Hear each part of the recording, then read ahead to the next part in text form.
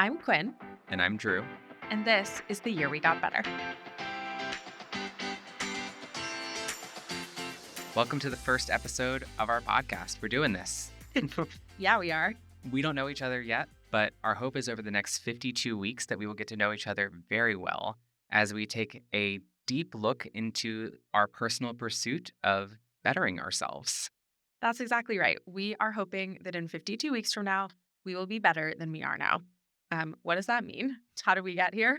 What are we doing? What the hell are we doing? Yeah. To use the title of our podcast or of this episode, what the hell are we doing? What we are doing is this.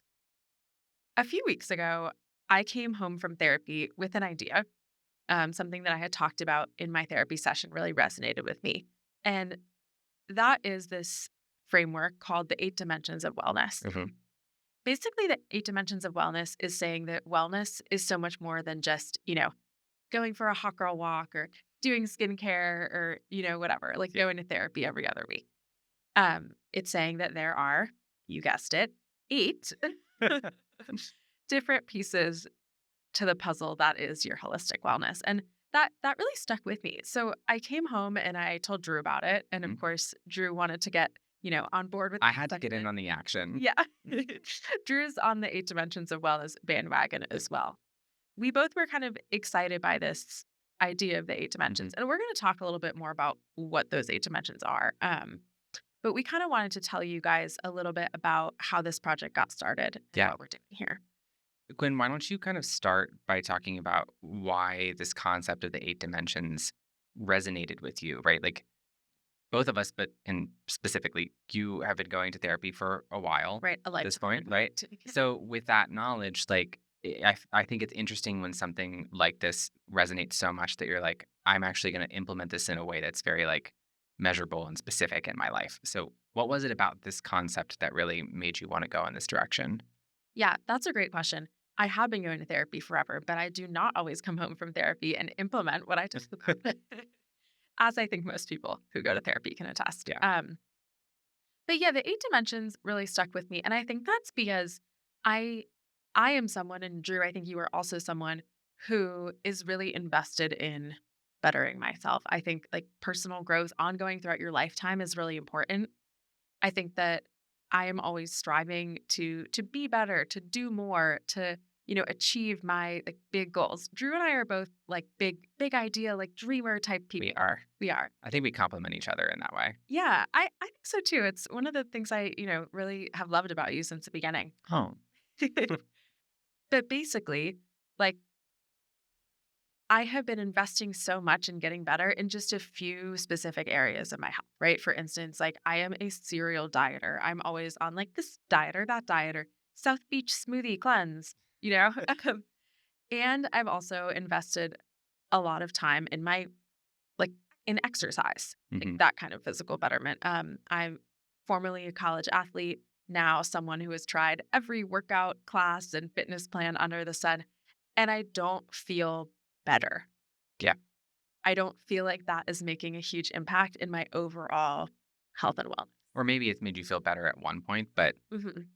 we could talk at length for this, but I think is there the lasting impact of feeling better? Yeah, I think that's a great point too. So the 8 dimensions resonated with me because it felt like an answer to this question of like, why is what I'm doing for my health now not really working? Or like Drew, like you said, not consistently Mhm. working. Um, and it felt like, okay, maybe there's more to it. Maybe there's more to the equation. Yeah. So I came home, Drew, and you were also super excited about this. What stood out about the 8 dimensions to you? Well, I think I've been at a place in my life where I've been looking for kind of a deeper meaning and sense of direction with where I'm going with my life. I'm past my quarter life crisis at this point. I'm too old for it, but You I never know. well, hopefully. But I feel like I've been looking for this sense of purpose, and I think when I reflected on where I am in my life right now, I'm checking a lot of the boxes and things that I feel like I should be doing or where I should be. And my therapist would check me for those should statements. But there's always the possibility and the desire to get better and to I like to look at life as like a big adventure. And we've talked about this a lot. And when I reflected on like where I am right now. I think I'm on the road to it, but there's a lot that I still want to do. And I want to be the best version of myself. So when you came home and shared this idea, I was like, I'm in. I want to do this with you. And we had some conversations about how do we do this separately, but together. Mhm. So we give each other space to pursue the growth that we need individually and then find a way to come together and also make this something that we can bond over. Absolutely. And Drew is in marketing, and I feel like your marketing brain kind of kicked into action with this right away. Yes, unfortunately, it's like a blessing and a curse, but I was like, this would be I feel like this would make great content. Yeah. Uh, And it would. Well, we think it would. hopefully, Maybe. you'll ultimately be the judge. But yeah, I really thought that, some type of video and or podcast and or social would be a great way to kind of document this story and just especially in a longer timeline, Mhm. right? Like us working on this project for a year Yeah. is an interesting kind of way to look back. I'm curious to look back a year from now at these recordings and see the people that we are and what we're talking about. And maybe the way that we talk about things will change or our perspectives will change or grow. And hopefully where we're in our lives is going to be different for the better. So, Yeah. I certainly hope so. And I think it will. I think that, investing in our holistic wellness is not going to make us worse. no, Like, I really I would believe be surprised. you never know. But yeah, I agree. So we kind of wanted to document this, and I'm sure that we will look back on it, but we also thought that it might be neat to share with others as a form of accountability, but also to just share our insights about finding a more fulfilling life. I Yeah. think in many ways, yeah, we have an amazing life in many ways, right? We've been married for about 10 months. We got married last December. Yeah. December 2024. Happily. Yeah. We're happily married. We have a beautiful home. We have a lovely little puppy, a black lab named Poppy. She's perfect. I'm sure she'll make an appearance at some point for those who are viewing the podcast in its video form. We have all of these things that you know you're you're supposed to have and you're supposed to want, and I do want those things, and yet I think both of us also feel a little bit of, I don't want to say discontent, but a desire for something more and a desire for, fulfillment and a greater sense of wellness and well-being. Yeah. And I think that's what we're looking for. And I hope that we can share some insights and, maybe tips and tricks for you all as well if you're feeling that same way. I think it's a common way to feel. Yeah. And I also think documenting this in a realistic way that also isn't afraid to talk about failure Yes. is something that I really would love to focus on as we go through this year. Um, I'm not under false illusions that we're going to be perfect through every single week and we're going to hit every single box that we want to. Um, and I just hope that we can be honest and real when we go through these conversations and just make it something that people kind of look at. And hopefully we learn some things along the way too from other people as a part of this. That would be amazing. The community of it, I think, Yeah. is really compelling to me. Well, before we go any further, I think we should probably kind of pause for a minute and talk about what these 8 dimensions of wellness are, because we're alluding to them, and it's not a secret. We're It's also not our concept. Yes, that's important. It's not our concept. We didn't just like come up with this. Um, this is a real thing. There is plenty of literature about it. We will link somewhere Somewhere. to an NIH article that we've kind of been looking at as we delve further into this framework. But to start, I'm going to go ahead and read off the 8 dimensions, and then we'll go back through them and share a little bit about like what they mean to us. Sounds good. Okay, so those 8 dimensions are physical, emotional, social, intellectual, creative, financial, occupational, and environmental. Um, we did a little bit of manipulating of the dimensions. That fifth one, creative, was initially supposed to be spiritual. Drew, do you kind of want to say why we changed that? Yeah, and I'm not on board with manipulating them. I think we customized or tailored them Yes. to our needs. So true. Neither of us are particularly religious people. Not that there's anything wrong with that, but it just doesn't really resonate with us. And I think creativity is something that really motivates and drives us. So I feel like this is probably a more uh, appropriate or Relevant. relevant. Yeah, Yeah. a more relevant measure of wellness for us. Yeah, I agree with that. Yeah, neither of us are super religious. I don't really feel very spiritually inclined either. And again, yeah, that's just us. Yeah. Like if you feel like spiritual resonates with you and you wanted to do this project, like go for it. That is the original, Yes. dimension. But yeah, we changed it to creative because I think we both are creative people. Drew's in marketing and does a lot of design, but also is a musician and has lots of experience in the creative sphere. I'm a writer, and I also really enjoy a lot of different physical art. I guess you would say like drawing, painting, collaging, etc. So for both of us, that felt like an area that we wanted to prioritize. Yeah, and I think it's energizing too. It is. When done correctly, it should be energizing. One thing from the article that we had previously mentioned that I wanted to point out, um, there's a discussion around the distribution of these 8 dimensions and Yeah. what does the breakdown of them look like? Are they equal or are they not? Mm. And the conclusion of the author was that no, they're not going to be equal for everyone, and they're also not going to be equal for every person at every season of their life. Which, as we were entering this project, that was one area that I had some trepidation about. I was, you know, concerned that oh my gosh, I'm going to have to perfectly balance all of these and check every single box every week, and Right. I'm going to have to do 3 for each dimension. And this, I go into my Type A brain, but I found it very reassuring to be like, no, the whole point of this is you being well, or me being well, or any of us being Yeah. well. So whatever it looks like to be well for us is going to be different from person to person. Yeah.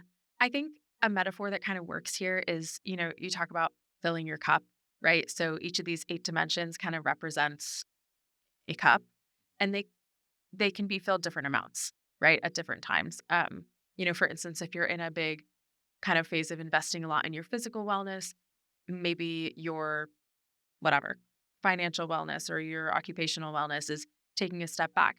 But I think the crucial part is you need something in each cup, Yeah. right? You don't want an empty cup in any of those areas. How much exactly you're putting in may not Yeah. taste, quite the same for each one. I think that's a great point and something that's really important. Mhm. So I think maybe we should kind of run back through them and talk a little bit more about what each of those dimensions mean. Let's, I guess, start with physical. Do you want to kick us off? Yeah.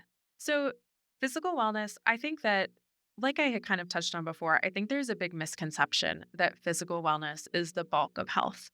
Um, I think physical wellness basically just it means nourishing your body and setting yourself up to live, the life that you want, whether that's about longevity or certain physical accomplishments. Maybe you want to run a marathon. Maybe you want to, do a triathlon or CrossFit or whatever it is. Yeah. Maybe you want to climb XYZ mountain. I can't think of a single mountain. Everest. There you go. I think it also has to do with nutrition and fueling yourself. I think it also has to do with, your how you care for your body and your self presentation. Sure. I think there's a lot of kind of subcategories to physical, but I think that is not your entire health, but an important chunk of it. Absolutely. What about emotional? I think emotional is just being in touch with yourself internally and what you need, um, and just kind of taking care of your own mental health and the ways that you go about doing that. I think a lot of this relates to self care, but I think when we kind of typically think of self care, whether it be therapy, journaling, meditation, mindfulness, all of those things can fall into this category. I love that. I think that's really well said. What about social? For me, social is all about connecting with those around you and building a support network. I think social can encompass, relationships of all different shapes and sizes, really, right? From it, our marriage, right? Your like spousal or your relationship partner to your friends, your family. I think Yep. there's many different dimensions of social, but ultimately it's about building those connections that support you and lift you up and are renewing and recharging kind of socialization. I love that. What about intellectual? Intellectual is mostly about furthering your knowledge or skill in a particular area. And I say furthering because it could be a new skill, but also if it's something that you have devoted time previously or energy previously toward, improving that over time, which I think is really interesting for me in particular, in terms of expanding my skill set and knowledge. Yeah, I totally agree. I think it has to do with, approaching your life with intellectual curiosity. Yeah, absolutely. So the next one is creative. Yeah, creative, formerly known as spiritual. We've talked about this a little bit already, but I think ultimately creativity or that dimension of being creative boils down to like making art for the sake of art. It doesn't have to be, monetized, Mm, like it's not making art to start an Etsy store. yeah. Um it's just to get those creative juices flowing and feel like we're investing in that like side of our brain. Hmm. I think there's a lot of, you know, and not to get, too much on a tangent here, but I do love a tangent. But I think there's a lot of pressure in our like capitalist society and we have this big hustle culture, right? To always be doing something quote unquote productive. Hmm. And in many ways, like making art sometimes comes like in conflict with that, right? Um, like we had said before, Drew is a musician. I'm a writer, and we also both like many other kind of artistic activities. Yeah, But it feels like sometimes doing that is taking time away from, the hustle. So I think for me at least, that creative dimension also has to do with slowing down and appreciating, this other side of creating something just to like enjoy it. I love that. I feel like being able to sit with it and just kind of like see what by putting out you can get back Yeah. from it. Right? Like, you're kind of I mean, you talk about this with your writing a lot, but you wanna make a mark on the world or put something out into the world that can hopefully, like, resonate with someone else. Yeah. Like, that ultimately, I think, is the goal of creativity, not monetization. If that's a great secondary benefit, Yes. but I think for it to truly be creativity for creativity's sake, it's like putting something out into the world that you're proud of. And I think like sharing that with other people can be Yeah. part of creativity too. Our next dimension is financial. What do you think about that one, Drew? Yeah, so I think obviously finances look different for everyone and financial wellness looks different, but I think the common thread is like financial literacy, um, and feeling proficient and armed to make the best decisions that you can for yourself with the means that you have. I think that's so well said. I think it's not necessarily about like making more money, Yeah. or acquiring more money or whatever. I think it's about, yeah, like making the most of what you have and feeling empowered and confident about Yes. your finances. Yeah, because it can feel like this black box sometimes. It totally can. Next would be occupational. Occupational has to do with your job. And this is one that feels a little more like challenging or like almost like difficult to naturally come by, um, for me. But I think for the occupational category, it has to do with going above and beyond, not just showing up, clocking in, like, but really putting yourself out there in terms of building your occupational skills, um, thinking about your career path, investing in that area of your life, and hopefully setting yourself up to do a job that you really enjoy. I mean, we spend so much of our lives working. Like if you work, a traditional 9 to 5, and many people work many more hours than that. Yeah, But even if you work a traditional 9 to 5, right? That's a third of every weekday. A crazy. huge portion of your life that you spend working. So you might as well do something you enjoy. Absolutely. I feel like I like what you said about your like career growth and trajectory of where Yeah. you want to go with your occupation or career, is an aspect. A lot of times you kind of like get in on Monday morning and then it's Friday afternoon and you're like, I just put a whole week of work in. And it's so easy to focus on the day to day that you lose track of the greater picture of where you're trying to go. And I think the point of this dimension is focused on how are you going to get where you'd like to go, with your occupation or your career that's going to make it feel enriching to you. Yeah, I agree. And I think that part of the reason that it's, part of this holistic health puzzle is just that we spend so much time doing it. I think that if your occupation cup is empty, meaning that, you hate your job or you're in a toxic work situation, Yeah, that hugely negatively impacts those other it aspects. does. So I think, you know, setting yourself up for success in your career and occupation and doing something that you enjoy or at least something you're like willing to tolerate for 40 hours a week is important. Yeah. So our last one is environmental. And Drew, go ahead. Yeah, so I feel like I'm stealing your thunder here, but you had kind of mentioned when we started this that environmental is a little bit hard to unravel because you think about it traditionally as like reduce, reuse, recycle. But I think, and that can be a portion of this dimension, But in addition, the discussion around your immediate environment and the effect that it has on your mental state and your overall well-being is super important. So, like the tidiness or cleanliness of the environment where you work or the place where you sleep. All of these things kind of contribute to your overall wellness. And it's interesting. I think this dimension kind of forces you to have visibility into that maybe more than you normally would. I think that is so well said. I think when we think about the environmental dimension, there's like the macro level and the Mm, micro level, yeah, right? In the macro level, you might do something that benefits the world as a whole. I think it's kind of about improving the space around you, right? And that might be big picture. I'm going to pick up trash in my community. I'm going to volunteer with, Chesapeake Bay Foundation. hmm, I'm going to do XYZ that has this like larger scale impact. sure.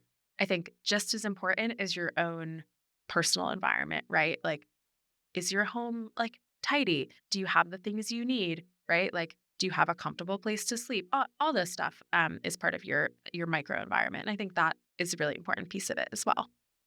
Well, I think that was a great recap. Let's do a little bit more in depth of a recap because we completed week 1. Yeah. So our weeks have been starting on Monday. I feel like Monday is a nice refresh, kind of renewing day Yeah. to kick everything off. So just to reiterate, like each of these 8 dimensions, we are each intentionally doing one thing in each of these dimensions every week for 52 Yes. weeks, one or more things. That's the goal. Yeah. Hopefully that's what we're doing. So let's go ahead and go through these dimensions and we're going to kind of tell you what we did this week. And hopefully that also provides some context to what this project looks like in action. Yeah. So we can start with physical, and you'll notice if you're watching this, both of us are going to take out our journals Yeah. that We've we've both been been recording. Yes, to keep track of what we've been doing. So with physical, Quinn, why don't you kick us off? So physical, I think we both have the same thing Yeah. as a big part of our physical. We restarted our couch to 5K training. This is something we've actually done before and maybe a few times and have never finished. Have never like gotten to the 5K. That's okay. Um, this felt like a great time to kind of give that another go. So we have done 2 of our runs, or they're actually like interval walk runs right now as we build up our stamina.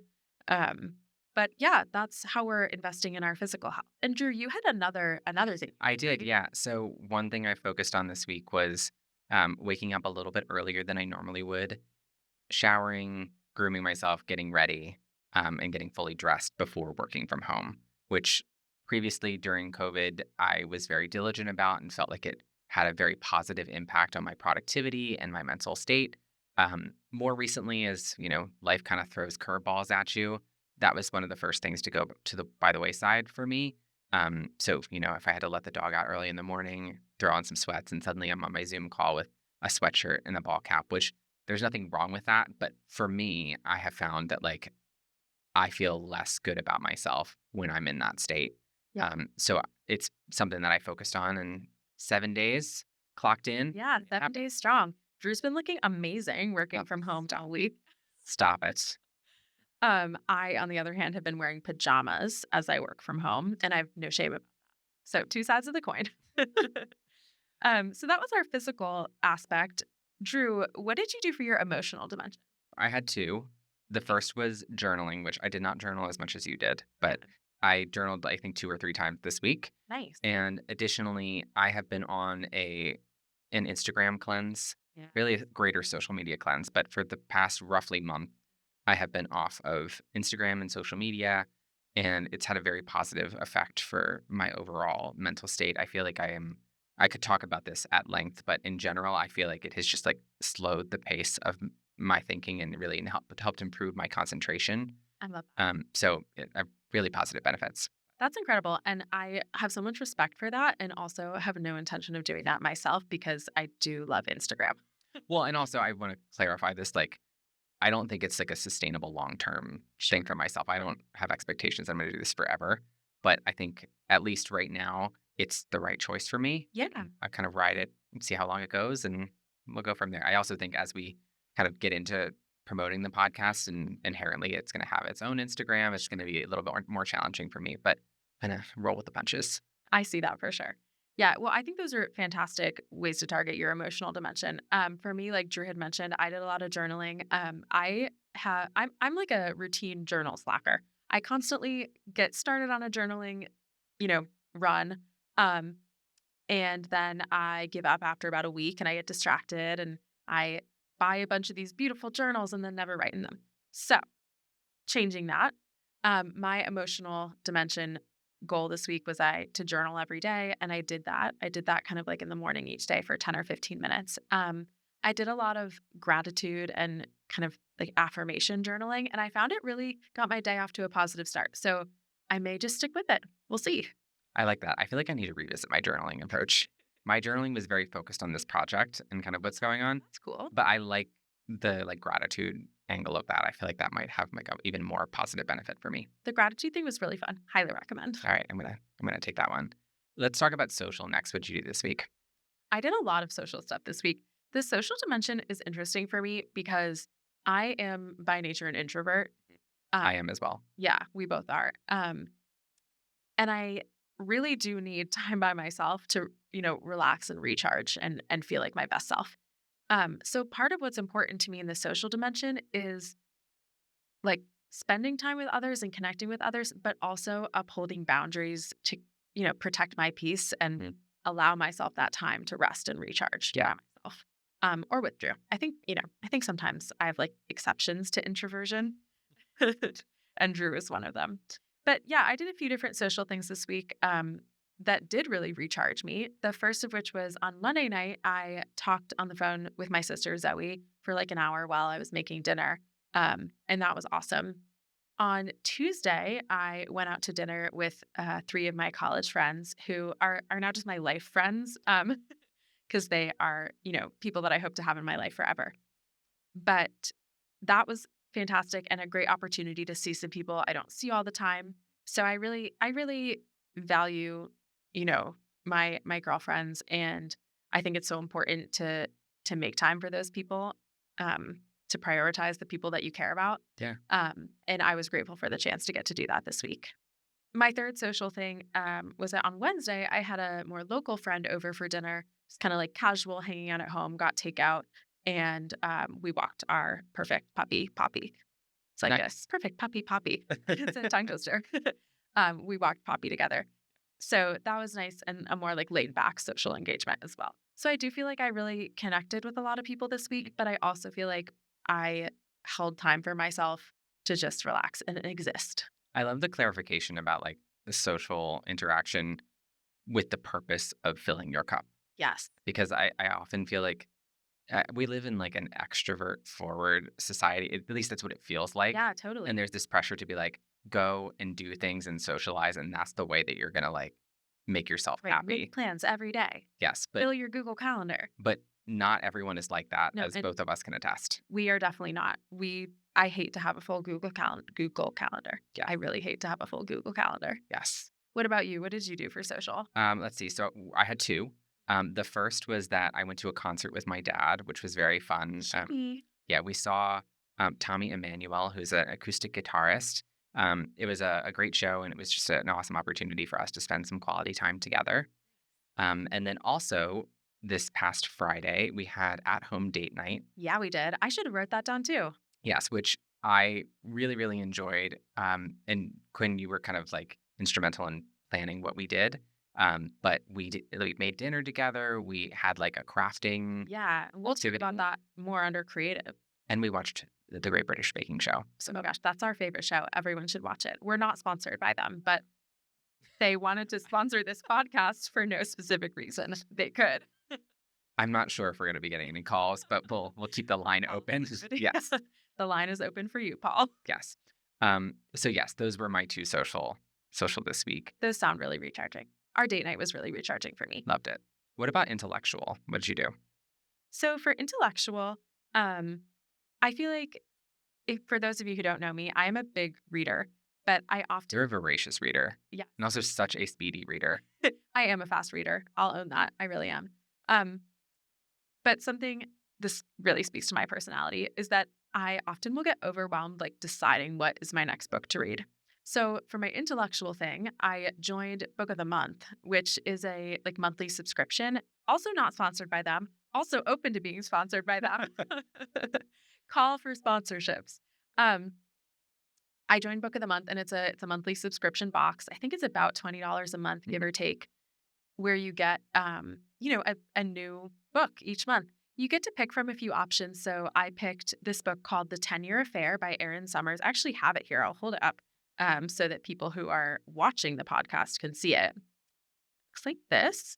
And it's a piece of kind of speculative fiction that is maybe not something I would have picked, like gravitated toward in the entire, bookstore, but I loved it and I devoured it in just a few days. So my intellectual dimension was kind of filled up by making that investment and continuing to have new reads Yeah. with Book of the Month, and then also finishing up this book, The 10-Year Affair.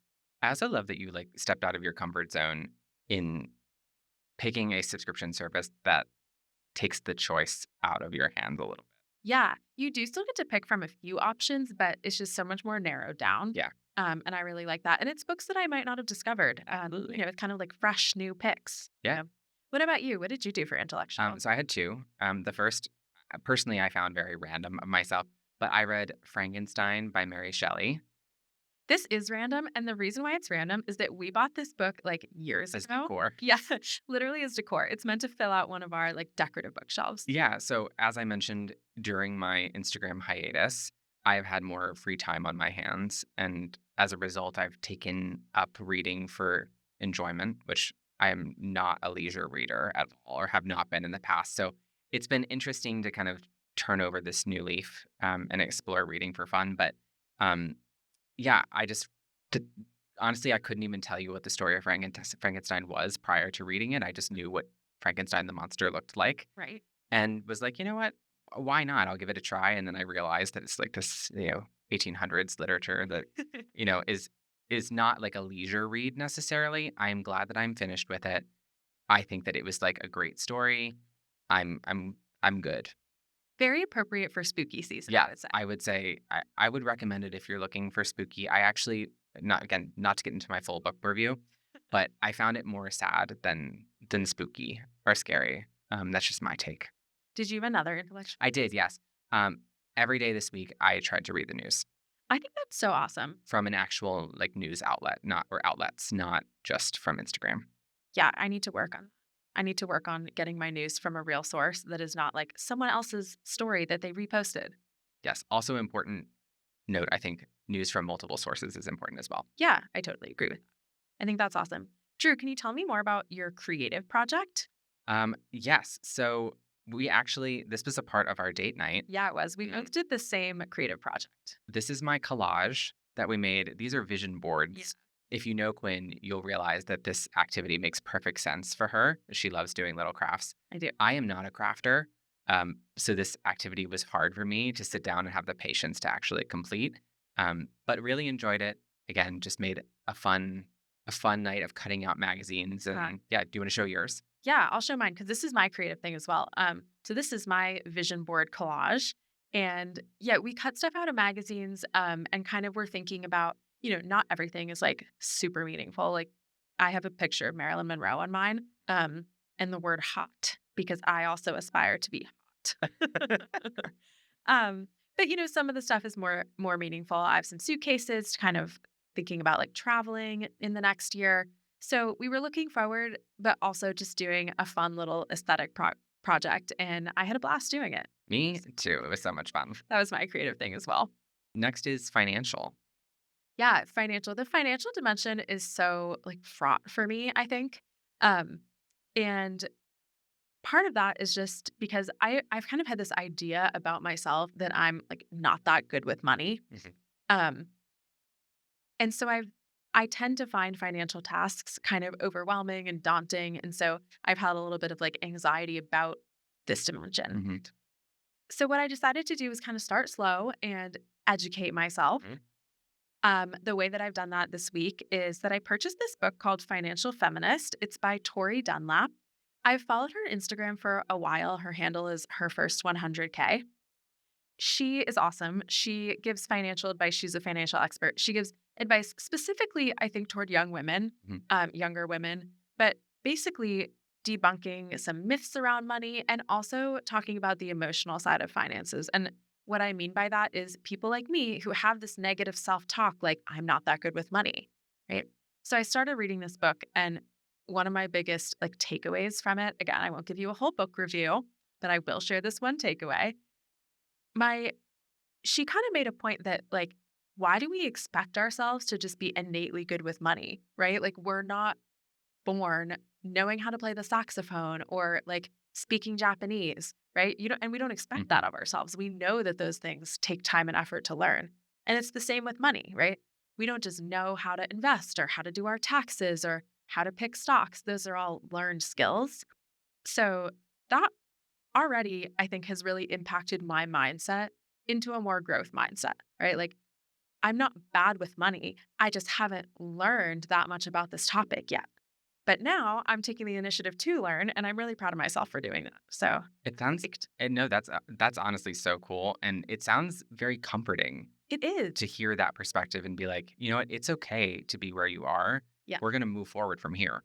Yes, 100%. I think that Tori Dunlap really is like a meet you where you are. That's kind of the ethos of this book.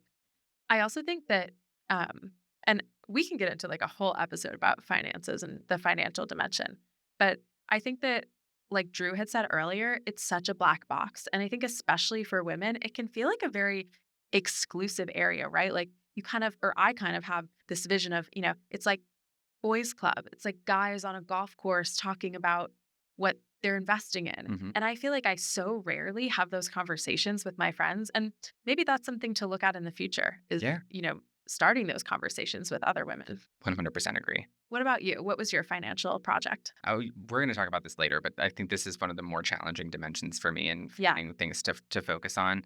Um, I'm actually gonna be focusing on this evening, but, my goal for this week is to find a financial podcast that I can start listening to, Love. just to, again, focus on the education angle of it. Yeah. I feel like there are some things in my finances that I feel really good about. There are other areas where I just, like, I don't have a lot of knowledge or feel intimidated, um, and just kinda wanna, like, find some more sources to educate myself. I think the education piece of the financial dimension is really important. Our next dimension is occupational. Drew, what are you doing in that?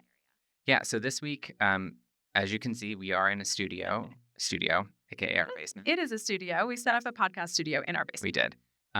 And my goal is not just to create this podcast using this. I also would love to use this space to record some content to go on LinkedIn or Instagram that's professionally focused. So I haven't recorded anything yet, but this is the first step in getting there. Yeah, Drew has put a ton of time and effort this week into setting up this whole setup, the studio, all of the recording equipment. So I think that's really fantastic, and I appreciate Thank you so much. it. What about you? What did you do occupationally this week? Well, for those of you who don't know my occupation, I'm a content writer, and I have a small content writing company called Write HQ. Um, Basically, that means I write a bunch of internet crap all day. No, you're selling yourself short here. She is a boss. I am my own boss. That's true. I approve my own vacation days, and I love. But yeah, so so I have a small content writing company. When I first started it, which is about 3 years ago, I was really diligent about posting on social media for the company, and I really kind of let that kind of go by the wayside over more recent years. So my occupational project this week was just revamping and revitalizing the Right HQ social media. So I posted on LinkedIn 3 times, Instagram 3 times, trying to bring those back to life. Love it. And then our last one is environmental. Yeah, I think we both have the same one. We shared it. Yep. Environmental. Yeah, we shared it. So our environmental this week was again focused on our micro level space, and that being our house.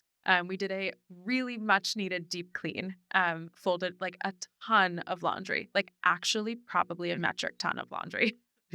And just kind of got everything spruced up and feeling clean and tidy and organized. And that's a great feeling. I also think it's important to recognize that every week and every day can't be like that. Like I feel like there have been periods leading up to this that like were way less clean or tidy to the point where we're like, this is now a necessity. Right. It becomes stressful. Yes. Yeah. So we kind of set ourselves up for the beginning of this project really well, I think, by having a clean slate in our house. And I mean, this is borderline physical, borderline environmental, but I also think we did a good job last week in like grocery shopping and Yeah. semi meal prepping and just kind of having things in the house that we needed to be successful this week Yes, I totally to agree. reduce some stress. I totally agree. Well, that was a great recap of all of our 8 dimensions. So as you can see, we have completed week 1 successfully. We've checked the boxes. Yep. Um, Drew, I wanted to ask you, how are you feeling after week 1? I'm feeling pretty good. I'm feeling like optimistic about what the remaining 51 weeks Yeah. are going to include or look like. I'm feeling I will say like to be a little bit more vulnerable, like I'm a little bit, you know, fearful of what if I don't do it right all of the time and what does that mean for the project? Yeah. I think it is important for me to remember that like the project is what we make it, but it's hard when we have like a structure like this that feels like we have to check the boxes to be successful at the project. I don't want the project to become something that's a source of anxiety. I totally agree. And I think that's a really valid point. Like, at what point does this structure that we've imposed upon ourselves become a hindrance rather than a help? Right. Right? Like, is checking the boxes, if checking the boxes is becoming, anxiety inducing or stressful, when is it okay to pull back and not complete all of those Hmm. dimensions in 1 week, right? I think it's just Yeah. something we have to, stay aware of and keep thinking about and talking about. Yeah. How are you feeling? I'm feeling good. I it feels sustainable to me. And that I think is for me something I was really worried about is like, am I actually going to be able to dedicate time and energy to all of these dimensions every week for a whole year? That sounds really big and daunting and scary. But doing it this week, it felt some of them came really naturally. Some of them were a little more challenging, but it felt sustainable and it felt authentic. And so I'm excited. I'm excited to see what's next. Me too. What surprised you? Gosh, that's a good question. I think what surprised me was that some of the dimensions just fell into place really naturally.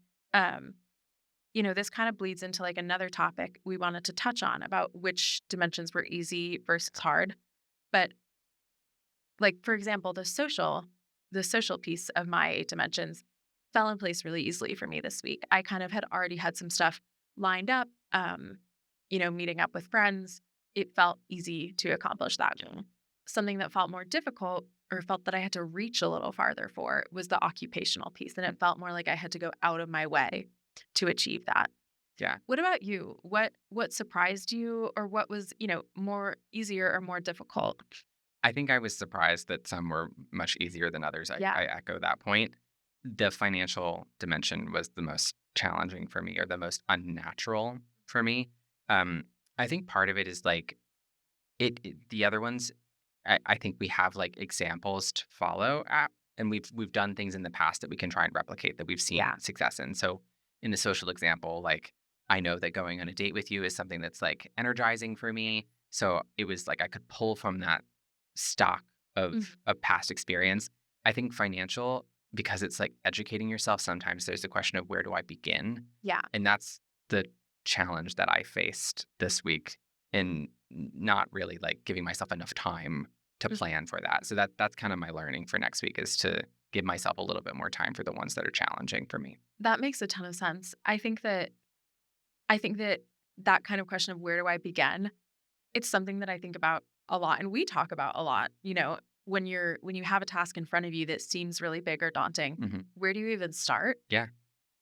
I like to say, we like to say, like that that perfection is the enemy of progress, right? It's better to just take one step in the right direction than to do nothing and be like paralyzed by fear of failure or fear of imperfection, Yeah. right? Moving forward is still going the right way, even if you're not 100% there. I love that. That's something that I personally really struggle with. So I think it Yep. was well said. Thank you. What would you change for next week?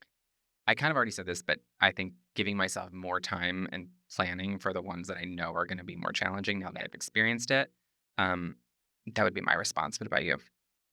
I didn't really necessarily set goals for all of them this week. I kind of just like I went with the flow and Mm, I do feel I was intentional about it, but I also think that in the future, some of those things might not always fall into place so easily. So it's important to go into it.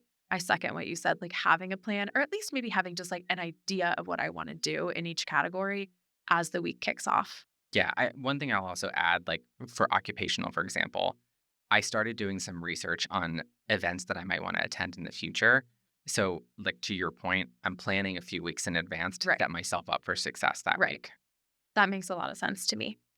What's the one thing that you would say you like the greatest thing that you learned this week?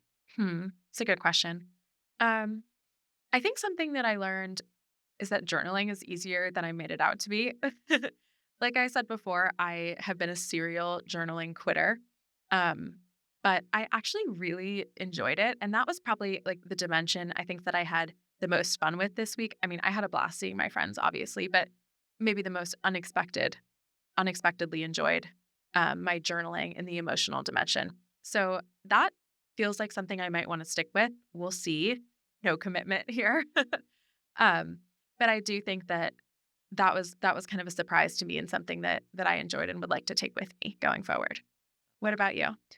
I think I've learned that the contributions to each of the cups or dimensions, depending on how we want to, if we want to use the metaphor or not, it doesn't need to be the fact that it doesn't need to be equal is actually the point. Yeah. And I think like small contributions to some and greater contributions to others, it can be the right formula and it can change from week to week. And that is oddly comforting for me. Yeah. I love that. I love that. And I think that's a good place to kind of end as we look forward to our next week. Yeah. So this is just week one. We have 51 more weeks of doing this to see where we go. If you would like to follow along with the journey, make sure that you subscribe to the podcast and like and follow us on social media and anywhere where you watch or listen to podcasts. Leave us a comment. But thank you so much for tuning in, and we cannot wait to see you next week. Please come back. We'll see you then.